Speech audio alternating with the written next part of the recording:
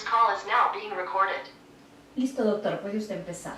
Sí, muy bien. Muy buenas tardes a mis estudiantes del curso del taller de crítica literaria 1 de la Escuela de Literatura de la Universidad Nacional Mayor de San Marcos.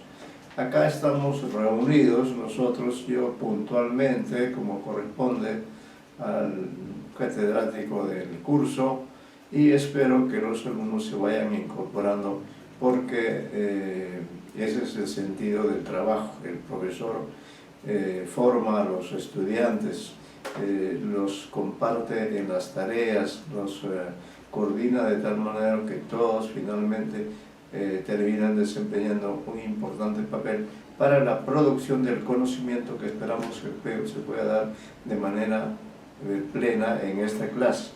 Ya tenemos una idea de lo que vamos a hacer, es decir, vamos a reiniciar una tarea que iniciamos en la clase anterior, que a mi modo de ver es muy importante, dada la calidad que ha demostrado este cuento, El Chaco, alrededor del cual estamos ahora completando la lectura del mismo, desde una página que ya está muy próxima al final, y que de eso aprovechamos también para señalar que antes de comenzar la lectura se asignó a cada uno de los alumnos que están en el curso, se le asignó que observaran especialmente determinados aspectos.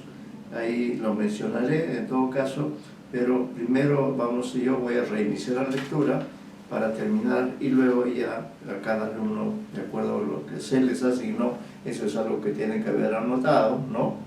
Es una tarea que también tiene una bonificación, aunque no figura en claro, pero es una tarea válida y que de por sí indica el grado de participación, la pertinencia de la observación que haga el alumno, porque todos ustedes son expertos en la crítica literaria, en el análisis de los textos poéticos, y por esa razón esperamos que puedan participar plenamente y enriquecer la significación de este magnífico relato.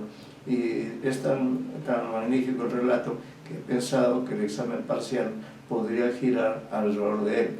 Lo vamos a enunciar, y yo creo hoy que es el inicio de la cuarta semana, para que ustedes tengan tiempo, unas 4 semanas, para preparar un trabajo, vamos a decir un ensayo, un artículo científico, ¿no?, acerca del Chaco, el análisis del Chaco. Pueden hacer un análisis totalizador, o podrán trabajar también con los elementos que se les ha asignado hoy día, ¿no? Es decir, yo he asignado adelante, señor Vizcarra, el señor Vizcarra, adelante, al señor Vizcarra, por ejemplo, le toca los personajes, un tema bonito, simpático, hay varios personajes en el relato, así que espero que el señor Vizcarra, especialmente cuando yo retome la lectura, especialmente se fije en los personajes, aunque ya tendría que haber comenzado esta labor en la clase anterior, en que asignamos a cada uno de los alumnos, ¿no?, una determinada tarea. En el caso del señor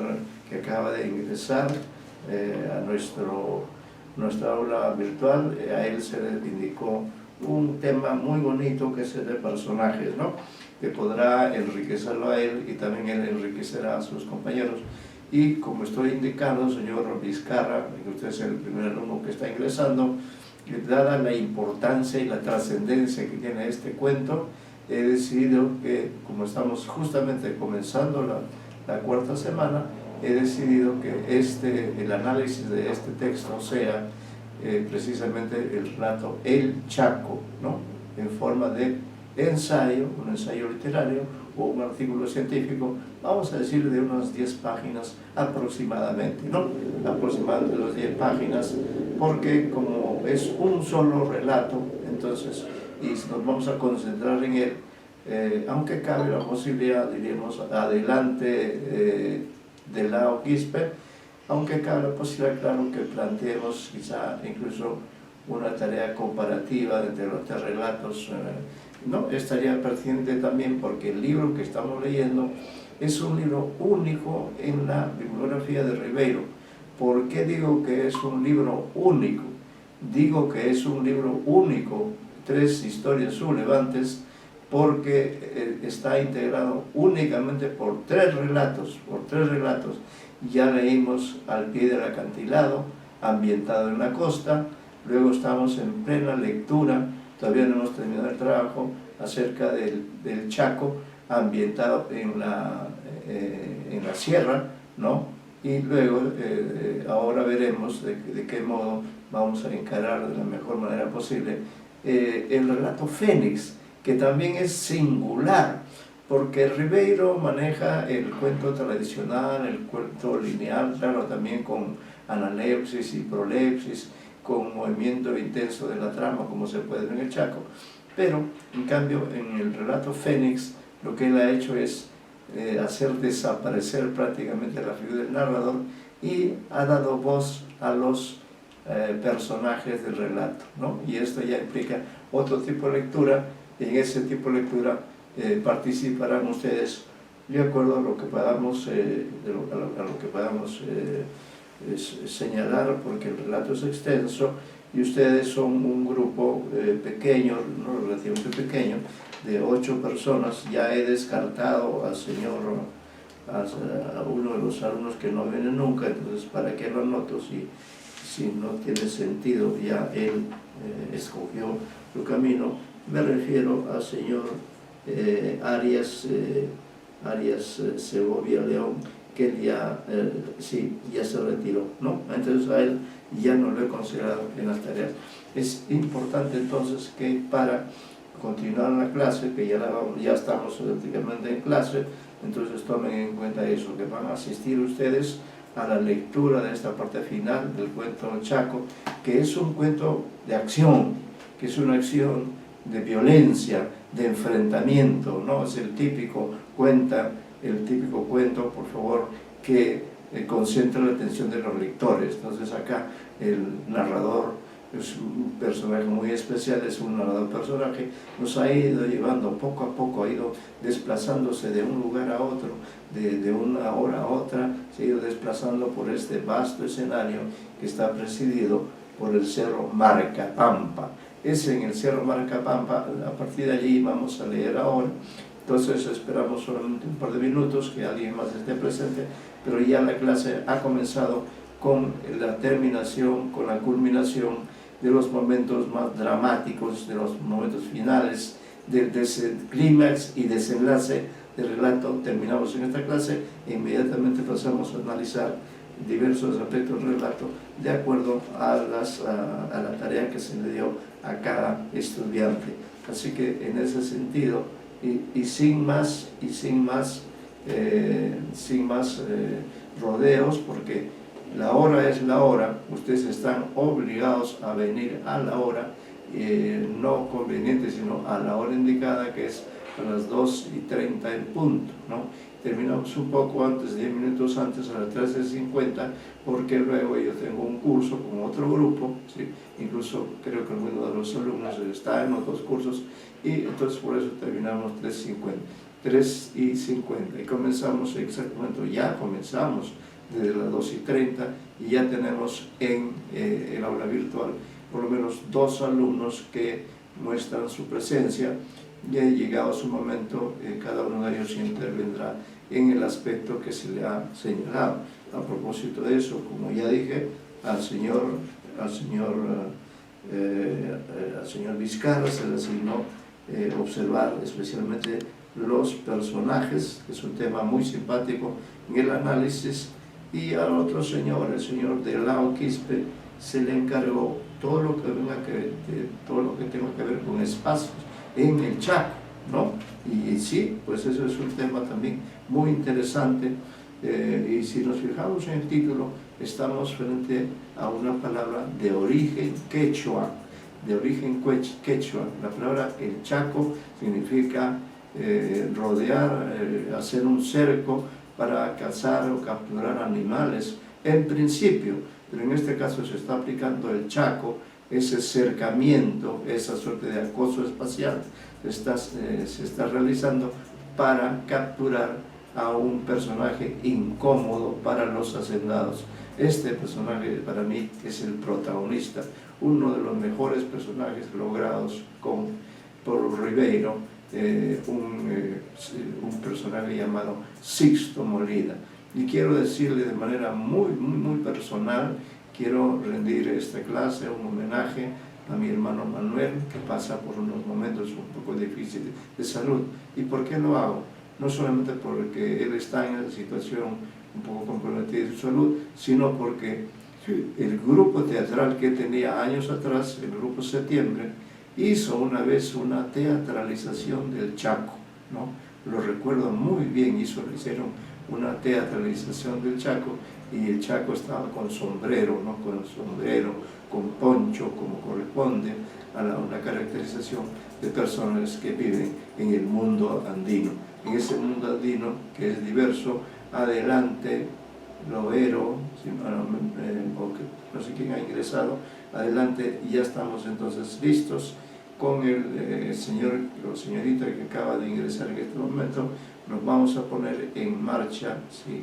El señor Maldonado, que también está presente, y a quien le toca, en el momento del análisis, a Maldonado le toca entender todos los aspectos de la temporalidad que tiene el relato. Tanto puede ser el tiempo cronológico como el tiempo narrativo, lo importante que es en este relato, que probablemente dura algunos días, no tantos tampoco, ¿no? Porque los personajes que integran esta historia son personajes que están, especialmente entre los campesinos, están muchos al borde de la muerte, están malheridos porque no solo trabajan en el campo, en su chacra, sino que además van a hacer el trabajo a la mina, van a los socavones. Y todos ellos están disminuidos como personajes. Dentro de él, por supuesto, también Sixto Molina está disminuido físicamente, pero a pesar de ello, él se hiergue en este relato como el antagonista, como el que se enfrenta con inteligencia y con una estrategia, se enfrenta a los abusivos hacendados, especialmente al hijo del hacendado principal, y ya veremos con su nombre, ¿no? Entonces vamos a retomar la lectura, atentos para poder la lectura. Terminamos la lectura y pasamos a la fase de análisis, pidiendo a cada alumno el aporte correspondiente. Muy bien, entonces ya están persiguiendo, a Sixto Molina para hacerle un chaco, es decir, para rodearlo completamente por diferentes partes. Todos estos soldados, policías, allegados de Don Santiago, todos ellos le están haciendo el chaco, y llegaron con todos sus caballos hasta un punto, hasta el cerro, donde van a ocurrir las escenas finales de este importante libro de Ribeiro. Retomo entonces en mi versión en la página 339, y ya no nos queda sino una página para culminar la lectura y pasar al análisis. Muy bien, justo están ya cerca, el desenlace está cerca. Entonces ese desenlace ocurre en el Cerro Maracapampa, el cual es descrito. Ojo con el alumno al que le toca el espacio, tendrá que tomar en cuenta esta descripción que hace Ribeiro para poner en acción las últimas acciones de esta gesta heroica de Sixto Molina. Dice: Maracapampa es un cerro largo y peñascoso, casi 2 pendientes, una a cada extremo. Los costados son filudos y caen a pico sobre la pampa.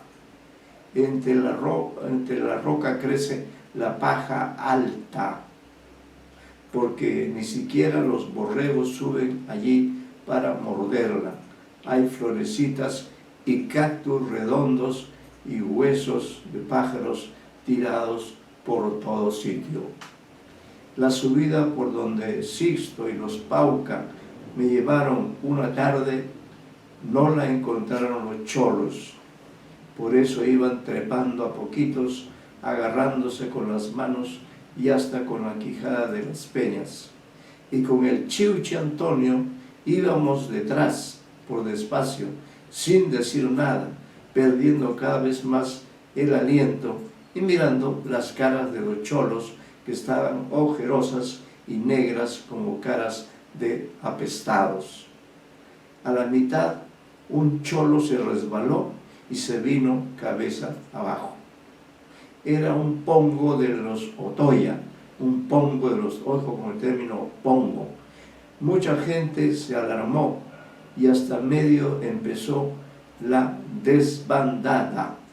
Don Santiago empezó a gritar que nadie bajara a recogerlo, que los que estaban abajo subirían, y así, primero unos, después otros, fuimos llegando a la explanada que está antes de la cumbre. Estamos entonces en pleno cerro Marcapampa. Allí todos se reunieron. Don Santiago estaba con la lengua afuera y se sujetaba los riñones como para que no se le cayera, pero seguía con su cigarro pegado al labio. Si no está en las ruinas, todo se va a la mierda, decía. De ahora en adelante pongan cuidado, miren hasta debajo de las piedras. Está sin duda buscando a Sixto Molina y no lo encuentran. La explanada que va hasta las cimas está descubierta, de modo que no hay ni sitio donde esconderse. Por eso todos avanzaban a campo raso, moviendo primero un pie, después el otro, un poco agachados, con los fusiles preparados y sin quitar los ojos de adelante. Aquí nomás quedémonos, me dijo el Chiuchi Antonio. Era terrible ver cómo avanzaba esa gente por ese cerro donde nunca subía nadie bajo un cielo tan azul. Y yo me quedé parado, mirando las punas de alrededor, los alambrados, los cholos que se formaban. Aquí, falta acá un poquito. Los cholos que se habían quedado abajo y más allá los comuneros que formaban una mancha muy larga que ni se movía. Ya no valía la pena verdaderamente seguir adelante.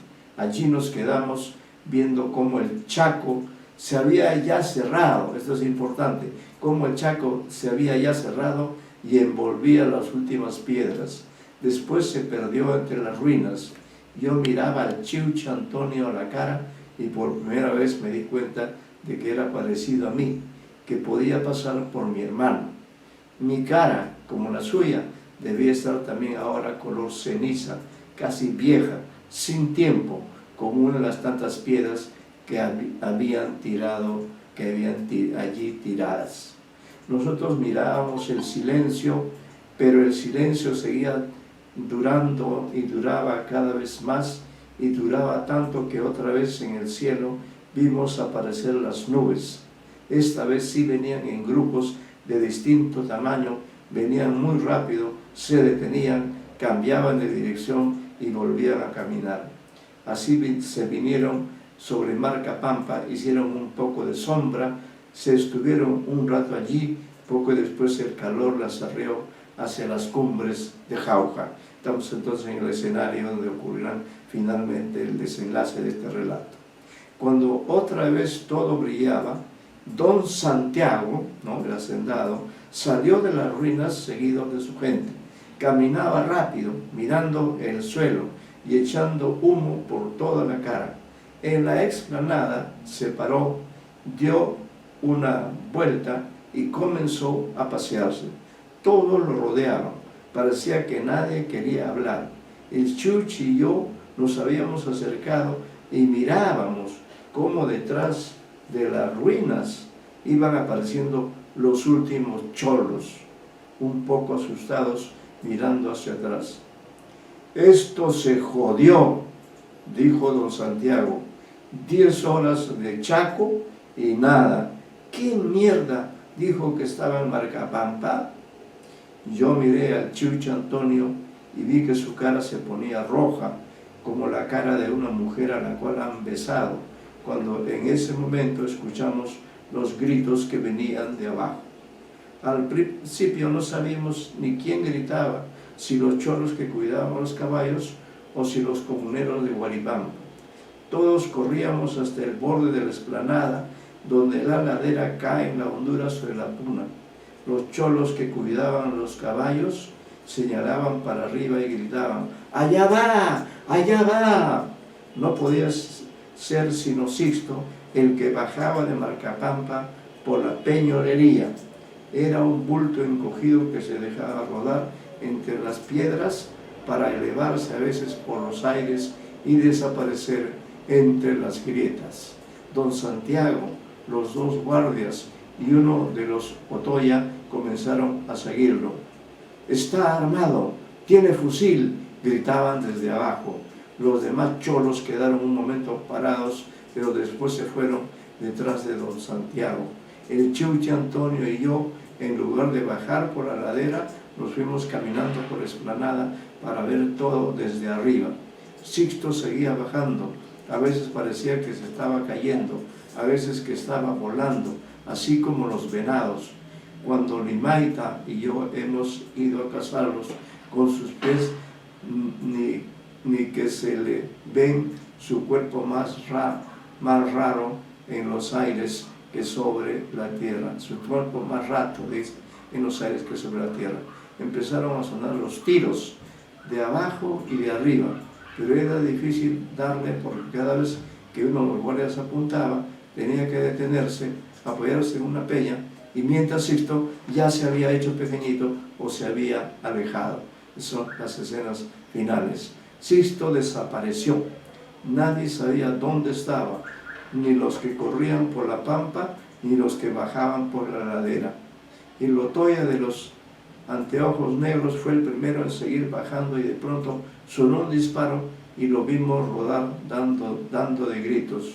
Sus hermanos y don Santiago corrieron donde él, que se había puesto de pie y caminaba tropezándose como un ciego. Desde arriba vimos que se le habían caído los anteojos y se agarraba la cara. ¡Allá va!, seguían gritando desde la pampa. Otra vez Sixto se dejó ver. Era como una piedrecita que rebotaba de grieta en grieta y llegaba a los pajonales. Pero ya los Otoya estaban detrás de él, y don Santiago y los guardias de abajo lo iban cercando. «¿A dónde corre?», me preguntaba el Chiuchi Antonio. «Si de aquí se ve clarito que lo están esperando», ¿no? Ya el Chaco está por llegar a su culminación. Era cierto, desde arriba se podía ver que corría hacia los fusiles. Después ya no sentimos sino los disparos por todo sitio. Y humo veíamos y apestaba a azufre, pero seguían los disparos cada vez más rápidos. Parecía que nunca se iba a terminar. Después sonó un último tiro y después ya nada más. Todo pasaba tan lejos que ni siquiera podíamos ver. Era un grupo de gente que llegaba corriendo y formaba un remolino al pie del cerro. Allí se estuvieron parados un rato muy largo y después empezaron a moverse. Yo creí que se iban a ir todos juntos, pero no. Don Santiago partió solo por un lado, tan al galope que su sombrero voló con el viento y no se dio el trabajo de recogerlo. Los Otoyas se fueron por otro lado, llevando a su hermano, que tenía un trapo amarrado en la cabeza. Los cholos y los celadores se fueron hacia la carretera. Todos se iban rápido, casi asustados, como si les hubiera dicho que Marcapampa y todas sus piedras iban a derrumbarse sobre sus cabezas. Y en verdad que solo ahora, y nosotros no nos habíamos dado cuenta, habían llegado las nubes, las verdaderas. El Chiuchi Antonio y yo empezamos a bajar por la ladera bajo los boterones, resbalándonos, rompiéndonos los yanquis, hasta que llegamos al lugar justo al borde de los pajonales. Lo habían dejado tirado allí, como si fuera un borrego despeñado. Estaba caído como solo saben caer los muertos, con todos sus brazos y sus piernas torcidos y hasta con el cuello torcido. Tenía los ojos abiertos y solo su boca se movía, y cada vez que se movía salía un globo rojo que se hinchaba y reventaba. Nosotros también nos fuimos cuando los comuneros habían comenzado a acercarse, callados siempre, formando un muro alrededor del muerto. Nadie lloró ni soltó un gemido, solo miraban ese cuerpo agujereado que la lluvia atravesaba como un colador. Y señala acá la fecha en que escribió este relato del Chaco, París 1961, ¿no? París 1961, ese es el día en que culmina, perdón, no quiero decir que con esta data que pone el autor, culmina este relato lleno de violencia, lleno de enfrentamientos verbales y físicos, un relato que se realiza por esta violencia que hay en ese lugar y por el hecho de que por un lado está el hacendado, el patrón y todos sus allegados con el apoyo de los otros hacendados, y de otro lado están dos comuneros indefensos y sobre todo el que es perseguido, que es Sixto Molina, que a mi modo de ver es el personaje más importante, y por eso, como decimos, estamos pensando ya en el examen parcial. Por eso, y para que tenga sentido la lectura que hemos hecho, ¿no? Porque es claro, es un poco difícil leer separado por la virtualidad, entonces quizá sea motivo de un ensayo. Pero ahora entramos al análisis, y ahí por favor yo voy a ir señalando algunos aspectos. En todo caso, no sé si voluntariamente alguno de los que está en la lista, ¿no? Yo voy a pasar lista a ver quiénes están y quiénes no están. Apasa no está, ella queda encargada del narrador. Luego de Lau Quispe, sí, de Lau Quispe está, de Lau Quispe sí está, y él es el encargado de todo lo que tiene que ver con los espacios. Luego Maldonado, no lo observo, luego no está, entonces pongo acá. Luego Rojas Vargas, la temporalidad, así, perdón, Maldonado Brits, ¿está presente Maldonado? No, no está presente, doctor. No está presente. No. No está presente, no. Luego decía yo que le ha asignado a Rojas Vargas, qué raro, porque no veo acá. A ver, Rojas Vargas. Ah, no, Rojas Vargas tampoco asiste, ¿no? No está, ¿no? No está presente. No está también, sí, ya él es seleccionado, ya no lo hubiera incluido. Bueno, en fin. Luego Vizcarra Ricardo sí está. Vizcarra Ricardo está encargado de los personajes. Sí, ya en su momento cada uno de ustedes intervendrá con su tarea repetitiva. Usted sí está presente. Luego Loero Nicole está presente. Loero Nayeli Nicole, creo que por el momento no está presente. No está presente. Sí. Luego Meléndez, a Meléndez lo veo allí. A Meléndez le tocó todo lo que corresponda que ver con los objetos que hay en el relato y la función que cumplen estos objetos, o todo lo que tenga que ver, ¿no? Y finalmente el señor Ignacio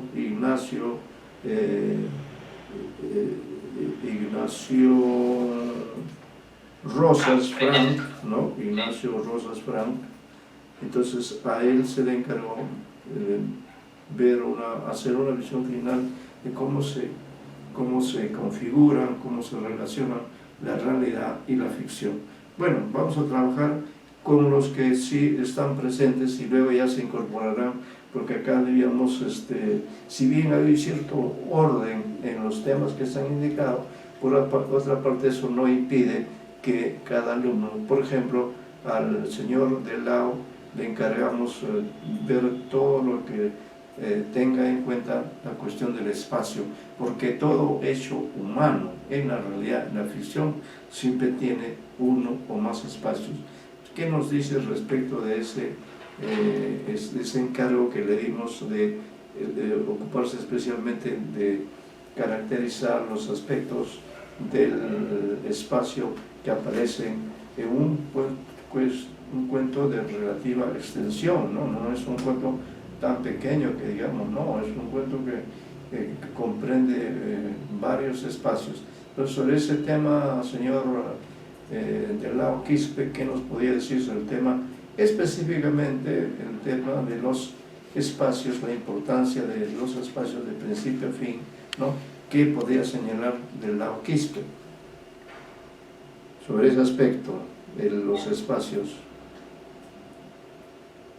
Sí, profesor, acerca del uso del espacio en ese cuento.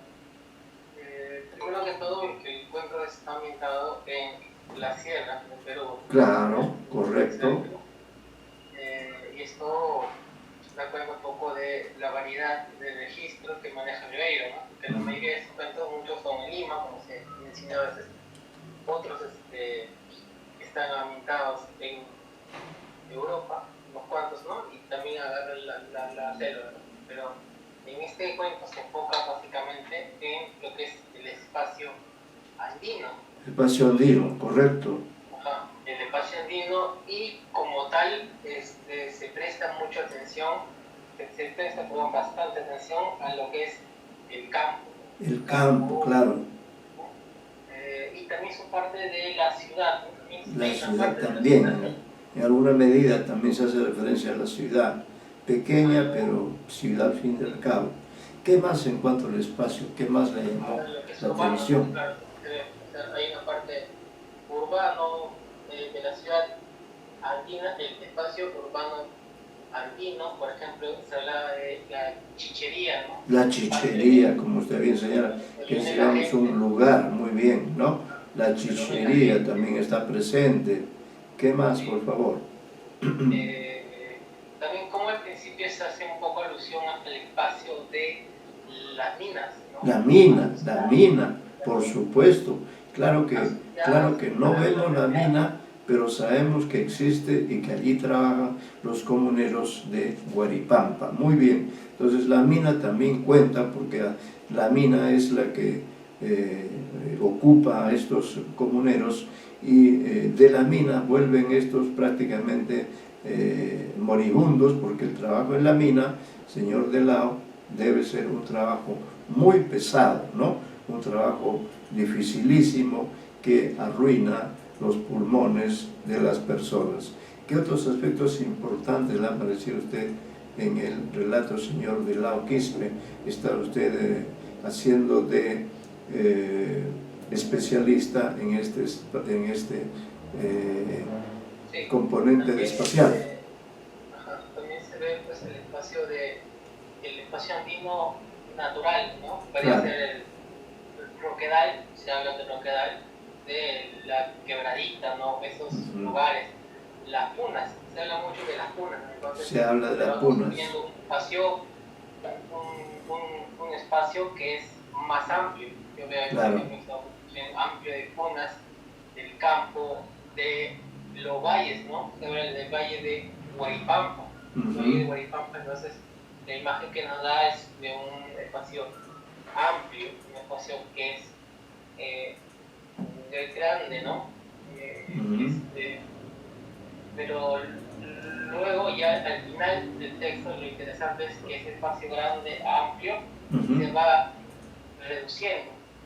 El espacio se va a reducir y la atención se focaliza en espacios más cerrados, tal vez como el que se habló en esta última parte del cerro, ¿no? El cerro de Marcapampa, que ya es el cerro en donde va a terminar la persecución, el Chaco, y aquí este espacio del cerro de Marcapampa ya se nos presenta ya no amplio como los valles, sino ya más bien es un sitio que delata más bien alguna dificultad para su tránsito, ¿no? En ese sentido es un sitio accidentado, ¿no? sí, claro, o sea, no es un sitio en pueda transitar fácilmente, no es un sitio peñascoso, ¿no? Es un sitio así, y justamente es donde va a terminar el cuento ya. Sobre todo al final creo que está en el espacio de las ruinas, ¿no? Las ruinas y los pajonales también. Pajonales, laderas, ¿no? Sí, El dicho. Se menciona. Sí, como usted dice, es un espacio andino, ¿no? Y por ejemplo, en cuanto a las casas, ¿qué se señalan las casas, las residencias, o de los comuneros, o de Sisto, o del hacendado? ¿Qué se dice sobre esto? ¿Qué incidencia tienen estas casas, o qué sucesos ocurren allí en esos espacios? ¿Qué se ve, cómo se marca el contraste precisamente cuando el narrador en uno u otro momento muestra alguno de esos señalados espacios? Sí, creo que el contraste se ve con respecto a las casas, a la habitación en la que vive la gente. No son sitios como muy auspiciosos para ellos, ¿no? Sobre todo para el protagonista, ¿no? Porque el espacio en donde vive Sisto es un espacio, creo, muy reducido, muy, que da la sensación de, por ejemplo, de no tener mucho, ¿no? Porque tiene simplemente todos animales, ¿no? Duerme allí un poco a la intemperie, ¿no? No son espacios que se construyen como se construía, por ejemplo, la casa del hacendado, tal vez, ¿no? Claro. En general, ¿qué peso cree que tiene el general, bajo el concepto de espacio usted ha señalado? ¿Qué importancia tiene, qué cosa determina, qué permite significar esta representación del espacio en este relato, señor? ¿Qué papel juega? ¿Qué importancia tiene el espacio? Si pudiera señalar algún detalle en particular, porque usted es peruano y como el libro nos ha indicado, los cuentos están ambientados en cada una de las regiones del país y justamente estamos en la región de la Sierra, que tiene una mayor importancia histórica en el pasado que en el presente, ¿no? Pero ¿qué nos podría señalar algunos en base quizá a sus conocimientos de la geografía o de la historia? ¿Qué se podía señalar acerca de este espacio que ha elegido Ribeiro? Que él es un hombre de la ciudad, ¿no? Él es un hombre de la ciudad toda la vida, tanto en Lima como en Europa. Pero a mí realmente me sorprende la precisión con la cual él describe diferentes aspectos que para él no deben ser muy conocidos, porque él siempre ha sido un hombre de la ciudad, ¿no? Pero nada impediría que en algún momento de su vida, o sí fue, y esto es verdad, en algún momento de su vida él estuvo en la sierra, ¿no? Estuvo, por ejemplo, en Huamanga. Es probable que incluso por razones de construir este cuento se haya acercado a este lugar donde probablemente el hecho ocurrió, se dio este chaco, ¿no? Porque parece que es una medida que se toma en determinadas circunstancias dramáticas, cuando las papas queman, o cuando el conflicto entre el hacendado y los comuneros se hace mucho más intenso. Entonces se recurre también a esta práctica que viene desde la antigüedad los tiempos hispánicos, pero que acá se ha adaptado el chaco. Por eso, ojo, el chaco es una palabra de origen quechua, pero ya su difusión entre nosotros ya es conocida, ¿no? Yo pienso, por ejemplo, que fuera del Perú, yo no sé, no he tenido oportunidad de comprobar ni de preguntar, porque a veces yo pregunto, ¿no? Pero en las veces que he estado no se me ocurre preguntar si ellos saben qué significa el Chaco. Y yo creo que el Chaco, como nombre del cuento, tiene una connotación, y dentro de esa connotación el elemento, el componente del espacio tiene un sentido importante. ¿Qué dice usted, señor Delao, que ha contribuido con diferentes elementos, pero quizá un poco más de precisión, un poco más de contextualización o de valoración de este espacio, porque en todo relato hay un espacio, y aquí creo que el espacio juega un rol importante, juega un rol central, permite hacer creíble lo que estamos viendo, que son por otro lado hechos increíbles, la muerte, ¿no? La muerte de un comunero, además la muerte, como diríamos, la muerte practicada de una manera cruel, ¿no? Basándose en este recurso que es el Chaco. A ver qué puede agregar, alguna otra observación. Recuerde usted que es un experto y en alguna oportunidad le puede corresponder hacer un análisis sobre el Chaco precisamente, ¿no? Entonces me gustaría que de alguna manera con su bagaje cultural, su bagaje histórico, cultural, literario, geográfico, sociológico, ideológico, usted pudiera agregar algunas ideas acerca de la importancia que tiene el espacio, específicamente en este cuento, el Chaco. Sí, bueno, en primer lugar, claro, evidentemente se ve la verosimilitud en la construcción que hace Ribeiro, ¿no? Bastante verosímil, casi como si conociera al detalle los espacios que narra. Por otro lado, creo que es importante ver los espacios ligados a la violencia. Es un espacio ligado a la violencia. En el siglo pasado, prácticamente, en la época del 50, en la época del 60, todavía, claro, el Perú todavía es un espacio, es un lugar que en su región andina todavía alberga mucho de esta, la relación entre los hacendados y los comuneros. Todavía se ve una ligazón entre ellos todavía bastante arcaica, si podría decirlo así, ¿no? Claro. La violencia y la manera en cómo los comuneros están subyugados al poder del primero, ¿no? Claro, claro, ahí, sí. Y el espacio ahí como que se configura para señalar un poco esta subyugación. Sí. Chaco como una práctica en la que se acorrala. Se acorrala, claro.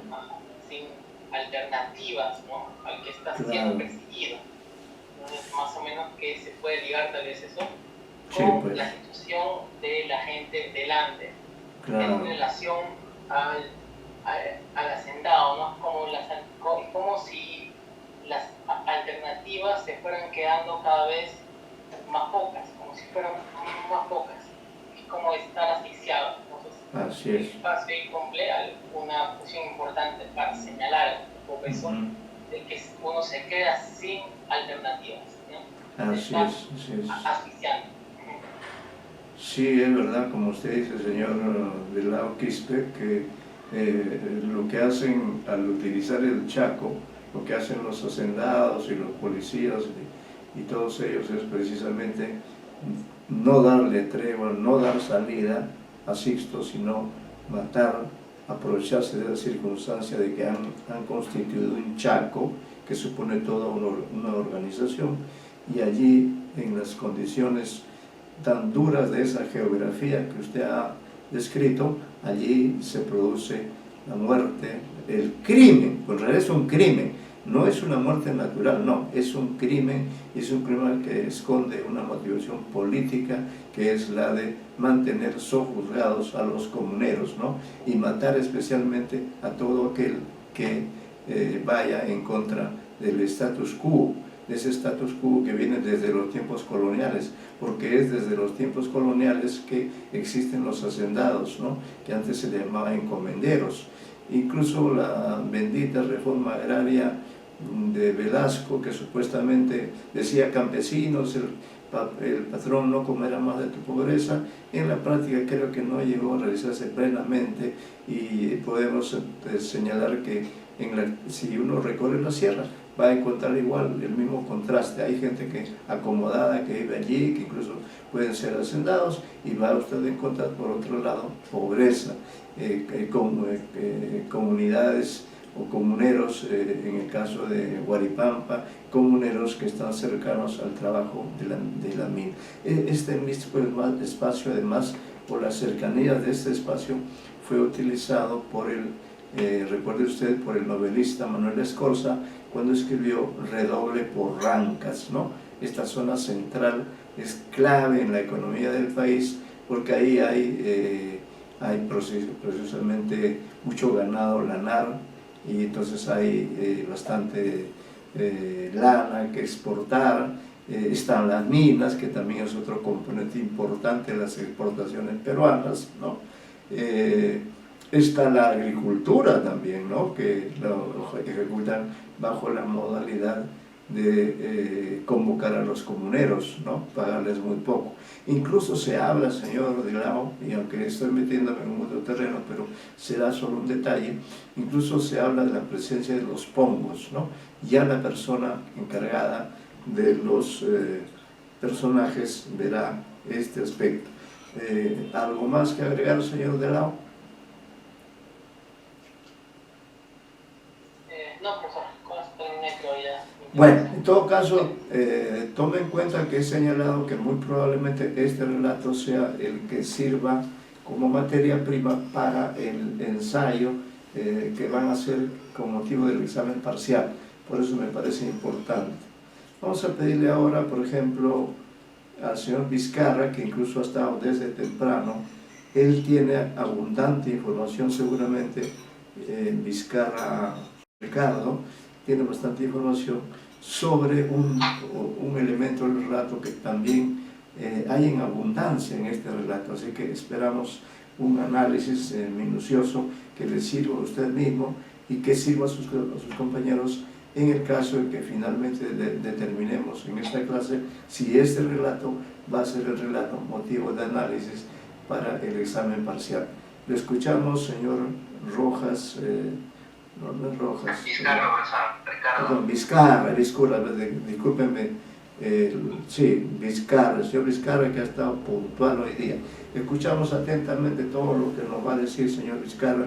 Le ha tocado un tema bonito, un tema donde además el relato luce de una gran cantidad de personajes, y usted puede trabajar eso, la clasificación, los niveles sociales, la psicología, etcétera, etcétera, etcétera. Le escuchamos, señor Richard Vizcarra Salva. Sí, profesor, buenas tardes. Buenas tardes. El hecho de que los personajes, los nombres de los personajes siempre en las buenas obras trae un papel importante, ¿no? Y acá no es la excepción, ya que, por ejemplo, empiezo con Sixto Molina, ¿no? Sixto Molina. Tiene un nombre que un nombre paradójico. Yo lo relaciono con molino de trabajo. Mohino, qué buena observación, ¿eh? Mohino de trabajo, como usted dice, claro, podría relacionarse. Sixto de sexto, ¿no? O sea, de que no es el primero, sino de una familia, el sexto. Claro, el sexto, también la connotación de que es parte de una familia de 6 miembros o más, ¿no? Sí, porque claro, el Andes tiene esa característica de poner los nombres con determinadas significaciones. Muy buena observación, señor Vizcarra, siga usted. Claro, y además me sumo a lo que acaba de decir, ya que en el Andes tiene esa característica de en esos tiempos de tener una familia abundante, ¿no? Familia de 12 hijos, de varios hijos. Bueno, en más particularidad se puede ver en Pedro Limaita, ¿no? Limaita, de Lima. Y ese sujeto casualmente es está en contra de Sixto Molina, ¿no? En contra de Sixto Molina. Otro que está en contra, pero a la vez es el padre, y le cae a pelo el nombre, es Justo Arrayán. Justo Arrayán, claro que sí. Debería ser el justo, ya que es el padre, el religioso, el que está a favor del orden, ¿no? Pero a pesar de ello está en contra de Sixto, ¿no? Y termina pegándole a los Paucas, ¿no? A pesar de ser justo, ¿no? De llamarse justo, claro. Él ataca a los Pauca. Claro, o por ejemplo Celestino Pumari, ¿no? Su apellido Pumari tiene una relación del puma. Exactamente, Celestino Pumari, el simbolismo, los nombres, qué bien trabaja usted, señor Vizcarra. Celestino Pumari, que viene, como usted dice, de puma, que es un animal propio de la sierra, ¿no? Un animal que está ligado también a la violencia, el puma, asusta allí. Y también es ejemplar, ¿no? En la sierra. Sin embargo, él también está en contra de Sixto Molina. Está también en contra de Sixto Molina. Claro, la que está a su favor, digamos, con ellos es Basilia Pérez, ¿no? La Pérez, hermana de los Pauca. Exactamente, la hermana de los Paucar. Claro, y a la que con su condición de ser mujer, la terminan manoseando antes del Chaco, ¿no? Cuando se están emborrachando todos. Dígame, ¿Basilia es la que tiene la chichería o no? Sí, ella es también tiene ese oficio de chichera, ¿no? Sí, claro, abusan también de ella. Sí, y bueno, así, ¿no? Y lo que más, y acá hay un elemento que podría citar al Cornejo Polar y su concepto de heterogeneidad, ¿no? Que justo el patrón se llame Santiago. Y Santiago es el grito que se dio en la unión de Tupac Amaru con los españoles, ¿no? Cuando iniciaron el ataque. Claro. Y Cornejo Polar, en su interpretación de heterogeneidad, habla justamente de ese encuentro entre los españoles y la cultura inca. Entonces, creo que ese sería un estudio pertinente, ¿no? Y que no es inocente que le haya puesto Santiago justamente a este personaje que está al patrón. Al patrón, ¿no? Que es justamente la unión de cultura. Claro. Sin embargo, él se decanta por la y bueno, eso sería con respecto a los nombres, un primer análisis, ¿no? De ahí se diría que los lugares tienen también un personaje. Son personajes también, diría usted, ¿no? Sí, los lugares son personajes, ya que se van parasitando lugares de Jauja, Huancayo, Huaripampa, Marcopampa, por ejemplo, Marcapampa es el cerro donde lo van a acercar, ¿no? Claro. Es como marca, justamente es la marca. Incluso marca significa pueblo. Claro. Es una palabra de origen quechua también, Marcapampa, ¿no? Claro, o sea, no son inocentes los nombres. No, los nombres no son inocentes. Muy buena hipótesis, puede trabajarla muy bien eso. Los nombres no son inocentes, ningún narrador es inocente, y más cuando trata de asuntos candentes, de situaciones sublevantes, como usted muy bien ha señalado, hay que analizar el simbolismo de los nombres, y usted lo ha demostrado de manera palmaria. Por ejemplo, el nombre de Santiago, que está ligado a los españoles, ¿no? O el nombre de Pumari, que está ligado al mundo andino. Efectivamente, este cuento cabe perfectamente como un ejemplo de la heterogeneidad que hay en la propia sierra, es decir, no heterogeneidad sierra-costa, no, sino dentro de la propia sierra también hay heterogeneidad, también hay personajes que encarnan diferentes bandos, diferentes situaciones en conflicto. ¿Tiene usted seguramente algún otro aporte que hacer, señor? Anótelo usted también, porque podemos animarnos y determinar que ustedes puedan profundizar en el examen parcial, en un trabajo de determinado aspecto, como usted que está trabajando personajes, ¿no? Pues puede hacer que sea esa la opción de aprovechar de esa manera al máximo la lectura, pero veo que usted ha leído con sumo interés, con sumo cuidado, y nos está brindando. Todavía no ha mencionado unos otros personajes. En todo caso, todavía seguramente tiene usted información que compartir con nosotros. Sí, el hecho, por ejemplo, también de que el niño José se llama justamente Niño José. Niño José. Y no es niño, pues, ¿no? No es, Claro. no es niño José, ya no es niño, pero seguro le decían cuando era pequeño, le decían niño, y ahora es ingeniero, como usted sabe, pero se le sigue diciendo niño José, ¿no? ¿Qué hay con respecto a este personaje? ¿Qué encarna? ¿Cómo termina? ¿Qué dice usted, señor Vizcarra Ricardo?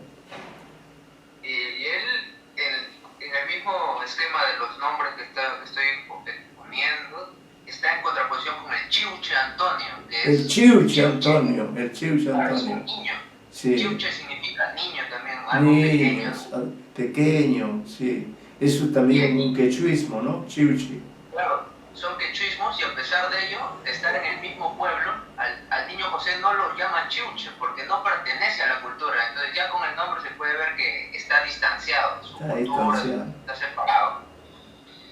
Y más personajes, Santiago siempre para con ingenieros, ¿no? Con los ingenieros, con los hacendados.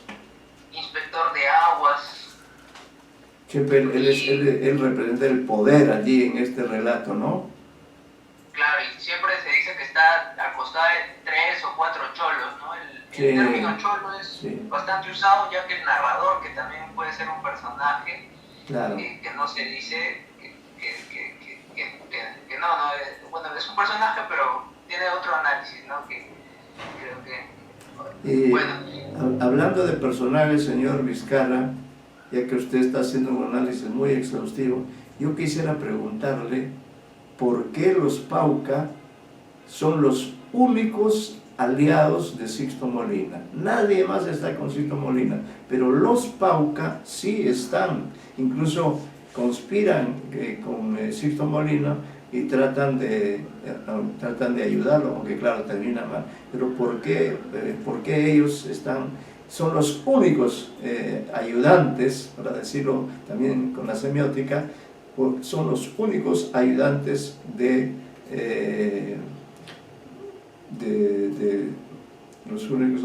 Sixto Molina? No quiero meterme en cuestión de otros personajes porque puede ser que choque con la información que nos traiga quizá la señorita Duero o quizá la señorita Apaza, pero claro, todos estos elementos son parte de una unidad. Entonces necesariamente, aunque el señor Vizcarra está aludiendo principalmente a los personajes, sin embargo, tiene relación, como él mismo ha dicho, hasta los lugares son personajes. Pero yo le hacía esa pregunta puntual: ¿por qué los Pauca sí apoyan a Sixto Molina?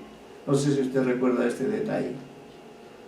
Sí, a grosso modo diría que es el hecho de que cuando volvían del trabajo estaba Sixto Molina riéndose de los que trabajaban, diciéndole que el patrón se aprovecha de ellos o que el patrón no quiere que ellos trabajen. Entonces cuando se reía, algunos reflexionaban, hasta el mismo Celestino Kumari reflexionaba sobre ello. Sin embargo, yo considero que los Pauca calaron esa idea y ya que tenían que vivían en el pueblo, al tener a su hermana dueña de la chichería y ser el lugar del alcohol propio de la reunión del pueblo donde se comparten ideas y espíritus. Entonces yo diría que por ello tenían un pensamiento más hondo, ¿no? Con respecto a quiénes son y la injusticia que les estaba dando en real medida Santiago, ¿no? Sí, y creo que también, señor Vizcarra, por el hecho de que ellos, los Pauca, fueron abandonados por sus mujeres, porque estas mujeres se fueron a trabajar a Huancayo, a la casa de don Santiago, y ya no regresaron. Entonces ellos estaban amargos porque se habían quedado sin sus mujeres, y quién se las había quitado para llevarlas de la casa? Santiago, ¿ve? Por ese lado también está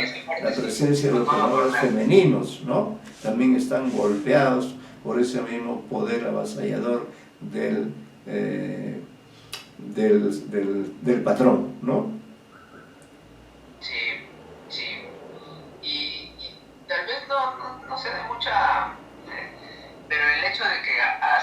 hay un asesino, ¿no? que va en la historia real de acá de Lima, bueno, que al final que no lo pueden entrevistar porque no habla con nadie, ¿no? Pero fue Javier Prado, creo que el que inició. Bueno, no estamos viendo el nombre. Sí, es Javier Prado. El punto es que trajo a un hablante quechua para que le hable, ¿no? Y eso se parece a la parte que se narra al inicio, donde a Sixto Molina no le gusta hablar con alguien y Santiago le dice, hable en castellano, ¿no? No va a hablar en castellano, él solo habla cuando hablan con quechua, ¿no? Entonces el idioma, otra vez con el primer cuento que habíamos visto de Ribeiro del idioma de los quechua entre Ecuador y Perú, vuelve a calar, ¿no? Con el idioma, y otra vez la parte de la consistencia, la antigüedad y por ese espíritu anterior que los hace generar comunidad, una comunidad abstracta sin que se digan, pero están unidos. Y bueno, eso sería mire, usted acaba de hacer dos aportes más.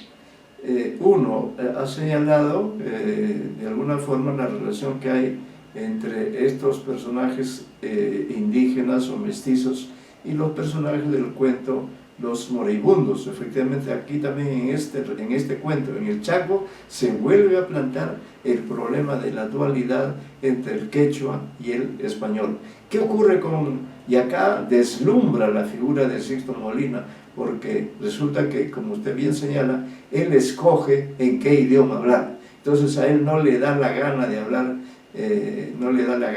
en quechua a pesar que él sabe quechua, ¿no? Aunque el niño José dice que ya se olvidó, no sabe quechua, sin embargo él es un bilingüe perfecto.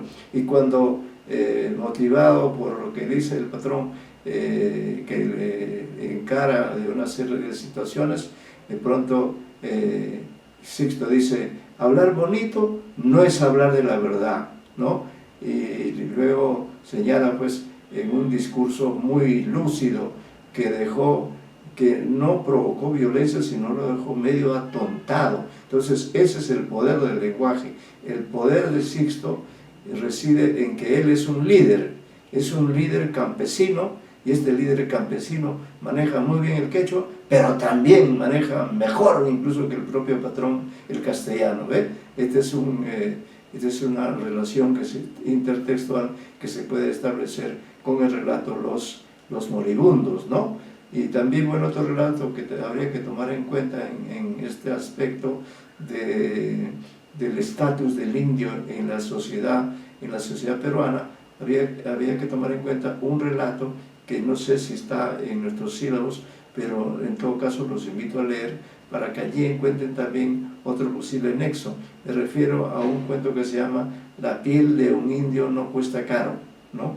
Así se llama el relato, tómenlo en cuenta ustedes también. La piel de un indio no cuesta caro, creo que está en los hombres y las botellas. Entonces ha hecho usted un análisis no le quería preguntar nada o mucho sobre el Chircha Antonio ni sobre el narrador, porque ese es tema de otra persona, pero usted realmente ha hecho un valioso análisis, un análisis muy exhaustivo. Estoy seguro que va usted a hacer un buen trabajo sobre este relato. Muchas gracias por su aporte, señor Ricardo Vizcarra. Muchas gracias sinceramente, sobre todo también por la puntualidad que usted ha observado. Yo sé que están presentes, Loero ya está presente, ¿no? Sí, doctor. Ya está presente Loero. Ya, un momentito, yo voy a establecer, porque como algunos alumnos han llegado después de la hora de inicio, que es las 2:30, permítanme a mí seguir dirigiendo este conversatorio sobre el cuento del Chaco, y en ese sentido vamos a dar el uso de la palabra. A ver, hay ciertos sonidos ahí molestosos que no sé de dónde proceden, pero eso no nos va a impedir, por ejemplo, un elemento clave, y allí creo que ese es un gran acierto de Ribeiro. Un elemento clave es el del narrador, ¿no? El del narrador. Sin duda, todo esto se conoce gracias a la presencia dinámica, a la presencia siempre oportuna o inoportuna del narrador, cuyo nombre jamás se menciona. Es toda incógnita, pero es plenamente un personaje. Lo ha señalado el señor Vizcarra. Entonces le pediríamos a la señorita Pasa, a quien encargamos, que ya está presente también la señorita Pasa, ¿no? Sí, doctor, está presente. Entonces ella también aporta siempre. Confiamos en que ahora también pueda aportar algunas ideas, ¿no? Sobre el narrador, porque como vemos que el cuento es rico, en realidad puede considerársele como el cuento que ustedes analizarán, ¿no? Para el examen parcial. De todas maneras, en esta clase vamos a fijar ya definitivamente nuestro punto de vista. Señorita Pasa, le escuchamos con suma atención sobre un aspecto de particular importancia, que es el que corresponde al narrador. En los textos narrativos, el narrador es el eje, o como dice Vargas Llosa, es el personaje más importante. Efectivamente, acá también es más importante porque gracias a él conocemos la historia. Escuchamos a señorita Paz. Profesor, buenas tardes. Disculpe por la tardanza. No se preocupe, porque usted siempre viene, así que yo ya sabía que en algún momento usted iba a llegar y por eso también le encargué este importante tema, porque sé que usted siempre hace buenos aportes y por supuesto recibimos la disculpa del caso y estamos ansiosos de escuchar. Vean ustedes cuántos aportes nos ha dado el señor Vizcarra, y yo sé que usted también en este terreno, que usted es experta en narratología, en diferentes conceptos, puede, creo que es un narrador muy especial, muy especial, el que ha creado Ribeiro para este gran relato, esta gran tragedia que es el Chaco. Escuchamos ahorita a Paz. Profesor, bueno, lo que pasa aquí con el narrador es un poco extraño, ya que podemos ver, bueno, como usted mencionó al inicio, no se menciona el nombre del narrador, pero sí participa en diferentes niveles. En principio podemos ver que es un narrador testigo, o sea, es un narrador que si bien no tiene una relevancia importante como protagonista dentro del relato, sí observa todo lo que está sobre el es verdad, coincido con usted. Como si yo lo hubiera pasado por ella, está contándole a alguien. Claro. Bajo ese nivel yo diría que sería un narrador intradegético, ya que es un personaje, pero que no es netamente un protagonista. Pero al mismo tiempo me parece que también tiene ciertos similitudes con el narrador extradiegético, ya que pese a ser un narrador testigo, conoce un montón de cosas. Parece que como si fuera una visión de un ente superior. Conoce muchas cosas y no se limita a su figura de narrador testigo. Claro, va más allá, ¿no? Va más allá. Así que se va entre todos los niveles, entre narrador extradiegético e intradegético, en varias ocasiones en realidad. Así que mi perspectiva sería de que pese a ser un narrador testigo, un personaje que siempre está presente, está contando siempre al pasado. Él ya sabe todo lo que está pasando aquí y simplemente se va a limitar a contarnos lo que había pasado como si fuera un ente superior. Eso sería como que más o menos mi análisis. Ya. Y como lo dije antes, como no es un protagonista, sí tiene relevancia en el relato, pero no es netamente un protagonista. Claro. Sino que estaría contando la historia de alguien más. Sí. Y bueno, nada más. Yo quisiera agregar, señorita Pasa, estoy de acuerdo plenamente con usted que es un narrador testigo, ¿no? Pero es un narrador testigo curioso, porque siempre está donde debe estar, ¿no? Siempre está él averiguándose la vida de fulano, de sultano, está con los comuneros, en otro momento está cerca a Sixto, etc. Pero observe usted el detalle de que este narrador testigo, plenamente testigo, innominado, ¿no?, tiene una especie de ayudante, y ese ayudante es el Chiuchi Antonio, ¿no? El Chiuchi Antonio, que es una especie de digamos, el el reportero principal es el narrador no identificado, y su ayudante, ¿no?, su colaborador, es el Chiuchi Antonio, al cual se refiere en varias oportunidades, porque el Chiuchi le trae información sobre los sucesos, camina con él, conversa con él, hacen una especie de dupla en la cual, claro, el más importante es el narrador, pero incluso hay un momento en que el narrador dice, quizá el Chiuchi sea mi hermano, ¿no? Y lo mira a él y se mira a él y se da cuenta que ellos se parecen mucho, y no sería de extrañar que ambos sean hijos, por ejemplo, o del patrón o de alguien, porque en el caso del narrador nunca menciona a él a nadie de su hogar, es decir, en este relato no aparece en su casa nunca, siempre está en la calle, o en la chichería, o en el Cerro Marcapampa, o cerca de la casa, siempre está, es como una especie de periodista, ¿no? Periodista. Eso es lo que quería señalar, la presencia de este colaborador, que es el Chiuchi Antonio, cuyas relaciones son muy cercanas con el narrador. ¿Qué dice usted, señorita Pasa, al respecto? Concuerdo con usted, se me había pasado ese detalle. Sí, ese ayudante que usted menciona, al igual creo que sería como un narrador testigo, pero inclusive más intrometido que el mismo narrador general, que ya le da todos los detalles. De ahí quizás estas dos vistas podrían ser son complementarias y nos da una visión más panorámica, porque inclusive muchas veces se menciona pero tal protagonista pensaba esto, tal personaje pensaba esto, pero en realidad no pasaba eso.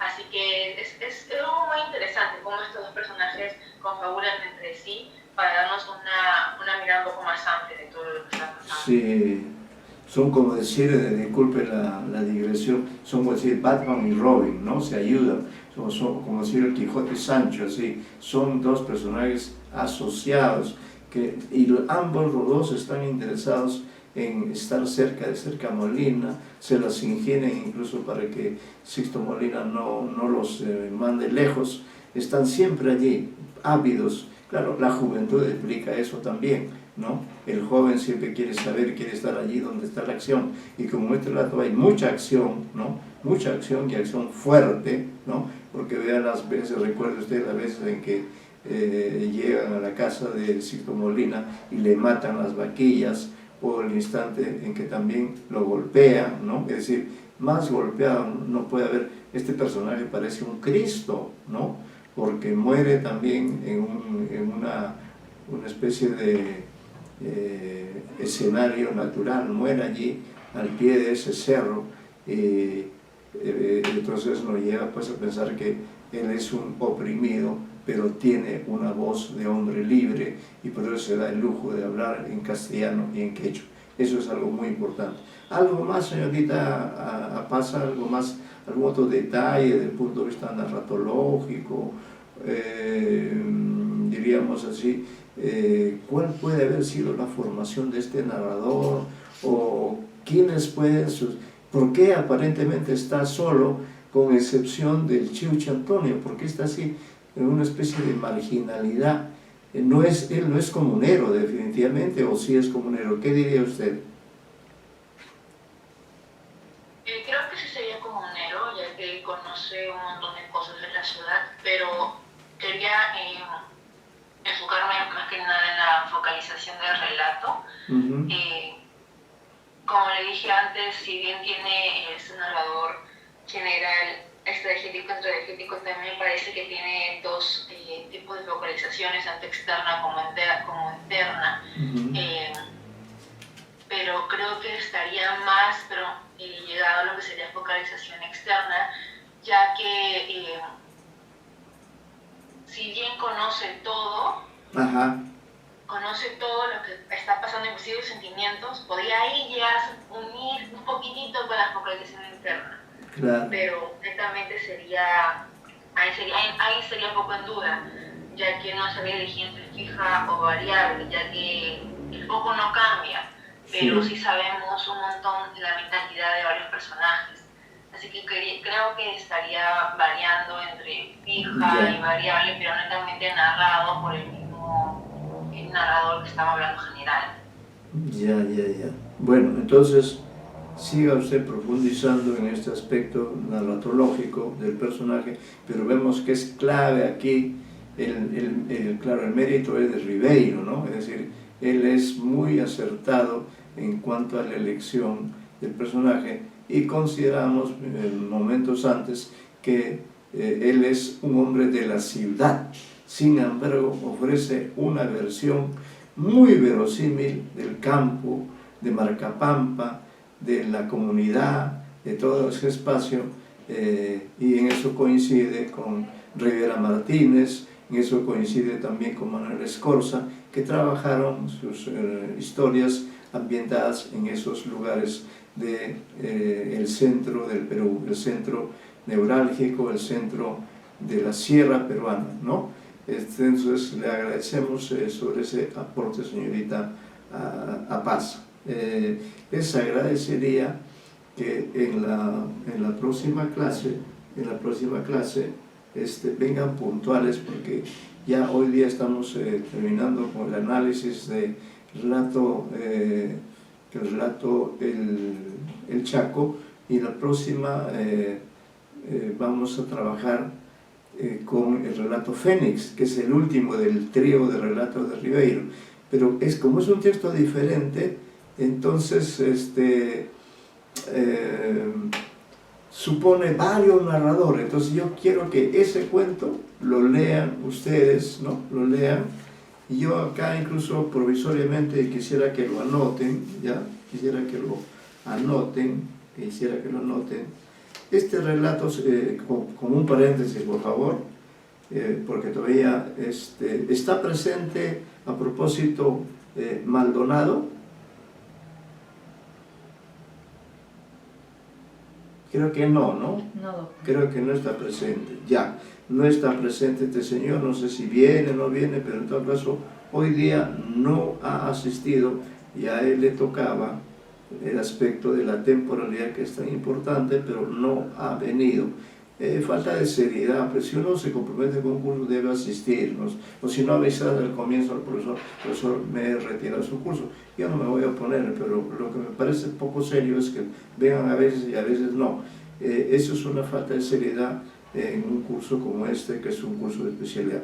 En todo caso, también le habíamos encargado algunos aspectos a la señorita Nicole Loero, y quizá tenga bien ella también darnos un pequeño alcance de los elementos que considera que sobre los cuales puede informar y aportar, porque estamos pensando ya seriamente en la posibilidad de convertir al Chaco en el relato en materia de examen parcial. Señorita Loero, le escuchamos, a ver qué tiene usted que agregar a lo que se ha dicho. Buenas tardes, profesor. Buenas tardes. Disculpe por la tardanza. Yo sí tengo acá apuntados los momentos que creo que son clímax. En primer lugar, tengo apuntado el primer momento en que se encuentra Sixto Molina con José. Ajá. Y parece que hay un primer enfrentamiento. Luego tengo el momento en que Sixto habla en perfecto castellano, como se menciona en la narración, pues se va creciendo la tensión que hay entre él y el don Santiago. Luego esto se torna violento cuando don Santiago va a su casa, invade su casa, rompe la puerta y mata a sus vacas. Ajá. Entonces ya se establece como la lucha entre ellos dos, el enfrentamiento. En un momento don Santiago quiere como hacer las paces con Sixto, sí, y habla mal de su padre. Exactamente, ahí sí. nos damos cuenta de que Sixto se da su lugar y habla de la explotación que tenía su padre y lo califica a don Santiago de explotador. Sí. Luego vemos que este enfrentamiento se torna aún más violento cuando golpean gravemente a Sixto, que hasta parecía que lo dejaron muerto, como dice el narrador, Sí. y Sixto sabe que es el hijo de don Santiago. Claro, José, ¿no? Claro. El niño José, como dice él. Sí, el niño José. Entonces, ante esto, Sixto Molina tiene como respuesta atacar al niño José. Y es un momento cuando se habla con los Pauca y se acercan a su casa y lo matan. Bueno, casi lo matan. No sé si lo matan o no lo matan. Creo que lo matan. No lo matan. No, ¿Ah? creo que no. No lo matan. No. bueno, que en todo caso le da un golpe muy fuerte, ¿no? Sí, porque lo ponen, por acá lo tengo, ¿no? Que le había pasado un cinto por el pescuezo, o sea, ya estaban a nada de matar, me parece. Luego, por esto, don Santiago empieza la caza de Sixto, ¿no? Ya junta a toda su gente y comienza a cazarlo como si fuera un animal. Lo tienen a la policía y a toda su gente, ¿no? Claro. Y él mismo dice, ¿no? Esta vez sí lo cazamos de verdad, vamos a limpiar el lugar de la mala hierba. Sí, pues. Entonces, es el enemigo número 1, el Sixto. Correcto, Luego, sí. tenemos que todos los jinetes se juntan hacia el cerro porque creen que ahí es donde escapó Sixto, ¿no? Y entonces rodean todos los lugares. Y atrapan al personaje narrador, que durante mucho tiempo parecía extradigético, como explicó mi compañera Alejandra, sí, pero pues. aquí ya aparece como capturado. Luego encuentran a Sixto finalmente, porque se explica en la narración de que se estaban demorando, que no sabían si estaba en ese cerro o de dónde se había desaparecido como humo. Entonces lo encuentran bajando por Marcapampa. Así es. Y luego el último momento cumbre del relato es cuando lo llenan de balazos. Claro. Y se dice que era un cuerpo agujereado que la lluvia atravesaba como un colador. Así se llama el relato, sí. Con su muerte. Ya, ahí nos vamos a quedar con dos informaciones para ustedes. Uno, que ya hemos decidido que el cuento El Chaco sea la materia prima para el examen parcial. Y dos, por favor, hay algunos alumnos que creo que tenían que exponer hoy día objetos, por ejemplo, Meléndez, el tema de la realidad de ficción, Ignacio, que no lo han podido hacer. Lo harán en la primera parte de la clase y luego ya allí veremos cómo abordamos el relato Fénix, ¿ya? Quedamos así. Muchas gracias, muy buenas tardes, nos vemos en la próxima sesión. Muchas gracias a ustedes y felicitaciones por los aportes de todos los expositores y quedan pendientes, creo, precisamente Meléndez e Ignacio. Ellos intervendrán en la próxima oportunidad con datos oportunos. Muchas gracias.